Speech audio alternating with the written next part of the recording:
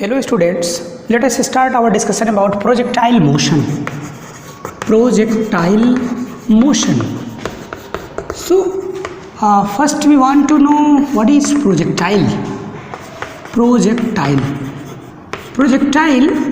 is any object which can be thrown by exertion of any force, or any object that can be launched in space and moving under gravity and air resistance. So any object that can be moved in space under the influence of the gravity and air resistance, that can be assumed as projectile.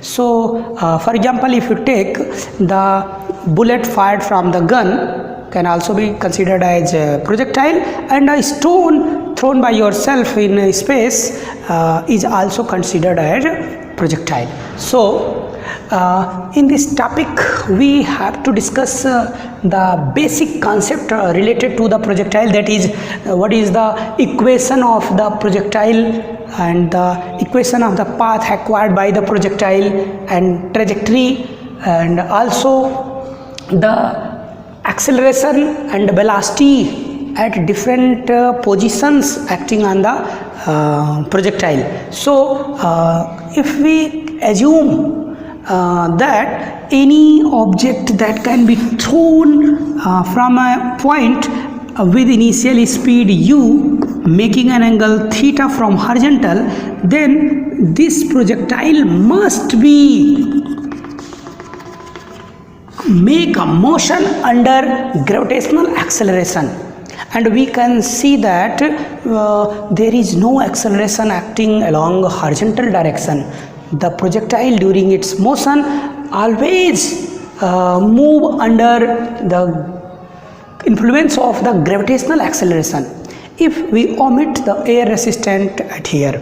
So if air resistance is negligible, then the acceleration acting on the projectile during motion along horizontal direction, that is x direction, suppose that this one is the x axis and this one is the y axis, then the acceleration acting on the projectile during its motion is 0, and the acceleration acting along the y axis is always equal to negative of the g, that is minus of the gravitational acceleration, because the gravitational acceleration always acting towards vertically downward direction. So it can be considered as minus of g. And if we assume that the initial velocity by which the projectile is projected making an angle theta with the horizontal, then this velocity can be resolved in its two rectangular component, that is along x-axis and along y-axis. So if we take two perpendicular from the head of the u on x and y-axis, then we got a point A and B here. Then the initial point of the projectile is considered as O, then value of OA will be equal to u of cos theta, and the direction x contains the magnitude of the velocity initially, that is u cos theta, or this can be represented by ux, this will be equal to u cos theta. This is the initial velocity by which a projectile can be projected along horizontal direction, and the value of the vertical component of this velocity will be v u sine of theta. This can be treated as uy, that is velocity along vertical direction. So at any instant of time we are seeing that the magnitude of this vertical component of velocity decreases continuously due to the gravitational acceleration is acting vertically downward continuously on the projectile, but there is no acceleration acting along the horizontal direction, so the magnitude of the velocity of along the horizontal direction does not change with respect to time with respect to position. It means during whole the motion of the projectile there is no change in the magnitude of this velocity of the projectile, and only the magnitude of the vertical component of the velocity changes continuously during motion. So u sin theta will changes continuously because there is an acceleration along this direction and there is no acceleration along the direction of horizontal component. So the magnitude of the horizontal velocity does not change with respect to time. So if we take the initial velocity along x-axis, that is u, then it will be equal to u cos theta, and the initial velocity along y-axis is u sin of theta. So if we want to create a simple equation for this projectile, then for simple discussion about this projectile, let us assume a point P on the track attained by the projectile. This point P has a position coordinate, that is x comma y. Then what is x and what is y? If we draw perpendiculars from this point on x-axis and y-axis, then we can get the distance of O to this M and N point along x and y-axis is equal to x, and this one is equal to y. So how much displacement created by the projectile along the x-axis in time t? Suppose that the projectile during motion reached at point P after time t from the projecting time. Okay, so the position coordinate of this point is considered as xy. Then the displacement created by the projectile in time t from O to M, that will be equal to x. So x can be considered as what? There is no acceleration. So if we apply the first equation of motion, it means v equal to u plus at. So we can write it as v equal to u plus at, and if we apply the second equation of motion, that is s equal to ut plus half at square, then from here we get x. S means the total displacement created by projectile in time t. So this will be equal to x equal to initial speed along horizontal direction, that is ux, and time is t, plus half of the acceleration acting along horizontal direction, that is ax dot t square. So if we put the values of ux and ax from here and here, then we get x equal to ux into ux, that is u cos theta into t plus half of ax dot t square, because ax is equal to 0. There is no acceleration acting on the projectile along horizontal direction, so this term becomes 0. So this x is equal to u cos theta dot t. This is equation number 1. Similarly, if you want to find out what will be the height attained by the projectile in time t, then we can again apply the second equation of motion, and we can obtain y equal to the vertical direction component velocity, that is uy in time t plus half of ay into t square. So from here we get that y equal to uy, that is u sin theta plus dot t plus half of ay, that is minus of g into t square. So from here we get y equal to u sin theta t minus half of gt square. This is the equation for y in time t, that is displacement created by the projectile along y direction, and this is the equation for the projectile created in along horizontal direction. Okay, so these are the basic concepts and basic ideas related to the projectile, but if you want to calculate three important facts, that is how much displacement created by the projectile in vertical direction, that is maximum height attained by the projectile, and the total range created by the projectile during its motion, and how much time taken by the projectile in flight from thrown point to the colliding point. So if the total time is taken as t, this time is considered as time of flight, and the total horizontal displacement created by the projectile is considered as range, and the maximum height obtained by the object or projectile is considered the maximum height attained by the projectile. So all these three topic will be described later, but before this we have to describe what is the nature of the projectile's trajectory.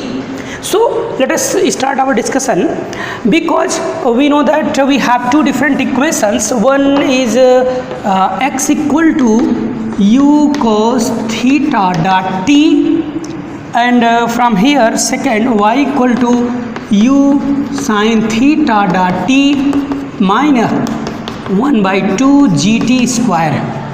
So if you want to find out the nature of the trajectory of this projectile, what is the nature of trajectory of this projectile?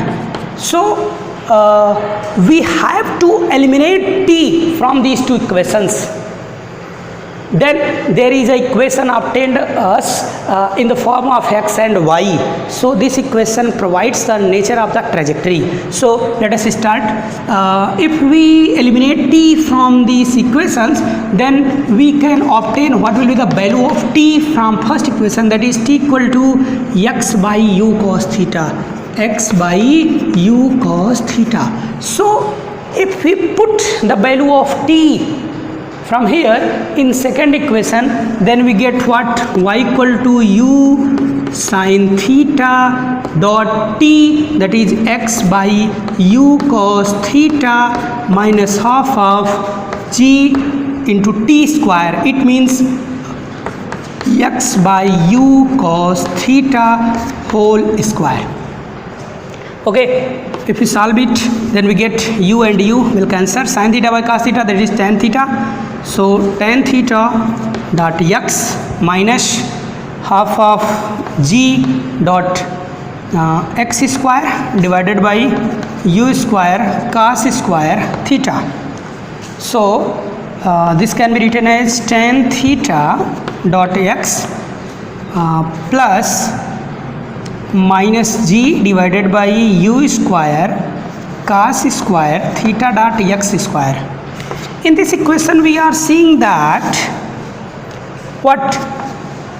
G is constant, minus g provides the direction of g along vertically downward. So u is the initial speed by which the projectile is projected, so this is also taken as constant, and theta by which inclination the projectile is projected. So this theta is constant, so cos square theta is also constant, so tan theta is also constant. So if we assume tan theta is as a and minus of g by u square cos square theta as b, then we obtain an equation like in this form: ax plus bx square. And we well know about this equation, that the equation containing single power in y and second power in x, so such type of equation represents a parabola. So we can say that the trajectory acquired by the projectile is parabola. So we have find that the trajectory of projectile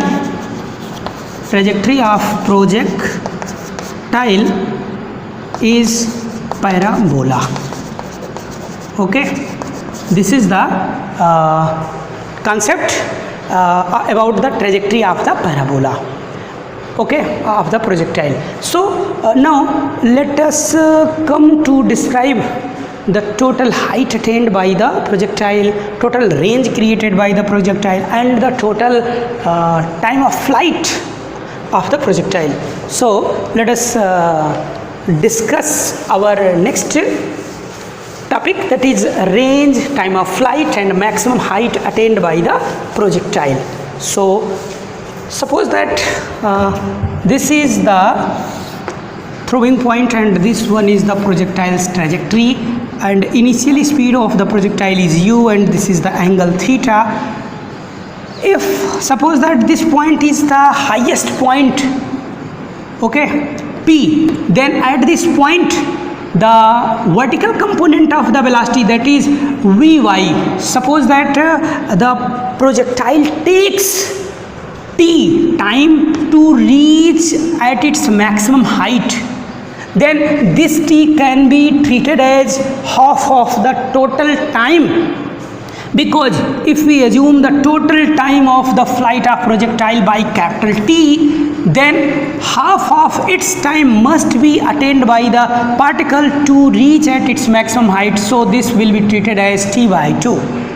Okay, so at this point, if we assume that the vertical component of the velocity as Vy and the horizontal component of the velocity is Vx, then we know that there is no acceleration acting along the horizontal direction, so the value of the velocity along horizontal direction will just equal to the value of the velocity along horizontal direction at initial point, that is ux. So at point P you find that Vx is equal to ux, but Vy is equal to 0, because at the maximum height object does not go further in upward direction, but it reverses back. Okay, so at this point particle just stops for a small interval of time, so at this point we can assume that Vy equal to 0. Then if we apply the first equation of motion for this, then the final speed attained by the object after time t by 2 is equal to initial speed along vertical direction plus ayt.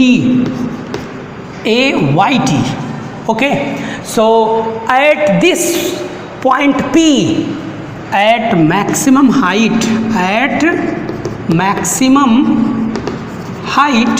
Vy is equal to 0, and Ay is always acting downwards, so this can be taken as minus of g, and Uy, that is what, u of sine of theta, and t is equal to total time divided by 2. So if we put all these values in this, then we get 0 equal to u sine of theta plus minus of g into t by 2. So from here we get g into t by 2 equal to u of sine of theta. So from here t equal to 2 u sine theta divided by g. Okay, this is the formula for the total time of flight. This is formula for the total time of flight.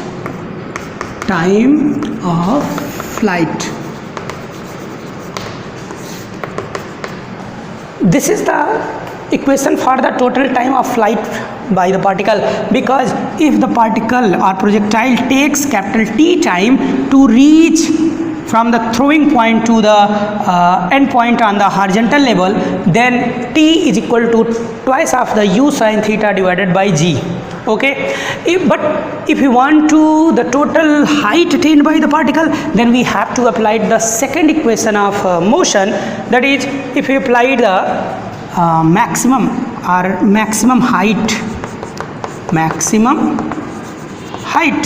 then maximum height, suppose that this is h, then h equal to uy t by 2, because the particle attains its maximum height in time t by 2. Okay, minus of half of g into t by 2 square. So if we put the value of t from here, then we get the maximum height attained by the particle, that will be equal to u sine of theta dot, because t equal to 2u sine theta by g, so t by 2 is equal to what, u sine theta by g. This is the time in which a projectile attains its maximum height. This is the time in which particle attains its maximum height. So if we put the value of t by 2 from here, then we get u sine theta by g minus of half of g whole into u sine theta by g whole square. So from here you get that u square sin square theta by g, u square sin square theta by g minus u square 1 g square, here g is cancelled by 1 g of g square, so this becomes 1 by 2 u square sin square theta divided by g. So this is the twice of this. So if we subtract this from this, then we get what? This becomes u square sin square theta by twice of g. So this is the formula for the maximum height attained by the particle. So maximum height attained by the particle h is equal to u square sin square theta by twice of g. Okay. Now the third concept, that is the total range created by the projectile. Suppose that total range created by the projectile, this is the horizontal displacement, maximum displacement. So this can be represented by a symbol r. So range attained by the projectile, that is r. So r can be defined as the total horizontal displacement. So this must be calculated with the horizontal velocity multiplied by the total time of flight. So this will be equal to ux dot t, that is u cos theta dot t, that is 2u sin theta by g, 2u sin theta by g. So you got that 2 twice of sin theta dot cos theta, right? That is sin 2 theta. So this becomes u dot u square sin of twice of theta divided by g. So this is the formula for the range attained by the projectile. Okay.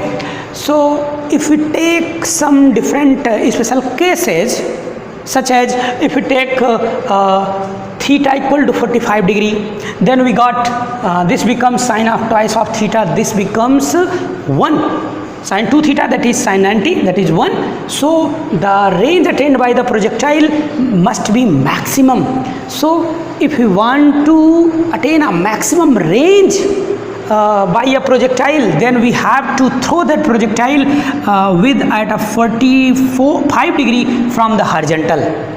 Okay. And as Galileo provides some different aspect, that if two projectiles are thrown with a theta and theta minus, suppose that any projectile is projected as 45 plus theta and also 45 minus theta from the horizontal. So a projectile is projected with 45 degree, then it attained maximum height. But if any projectile projected with 45 minus theta degree and another projectile that can be projected with 45 plus theta, 45 plus theta, then both these projectile must attain the same horizontal range. Okay, so this will be the equal range attained by both projectile. This is a simple concept which already provided by the Galileo Galilei, and this can be easily proved at here. If we place 45 plus theta and 45 minus theta at here, then we got twice of theta, that is twice of 45 plus theta, that is 90 plus 2 theta, and 90 minus 2 theta, as we know that sin 90 plus theta and sin 90 plus theta both are same. So if any projectile projected with 45 plus theta and 45 minus theta, then it will attain the same range. Okay, so and if you take the second case, that in which a projectile is projected in just vertical direction, that is theta is equal to 90 degree, then in this case the maximum height attained by the projectile will be the maximum. It means this is the maximum height attained by the projectile. Okay, so this is all about the projectile motion. In this topic we have learnt the different basic aspect of a projectile and projectile motion, and then we have discussed about the trajectory of a projectile. The trajectory of the projectile is parabolic, and then we have discussed about the time of flight and there is a formula for the time of flight, and then discuss maximum height attained by the projectile. This is the formula for the height attained by the projectile and the range created by the projectile and some special cases. So this is all about the projectile motion. Okay, tomorrow we will discuss the uniform circular motion. Till now, take care.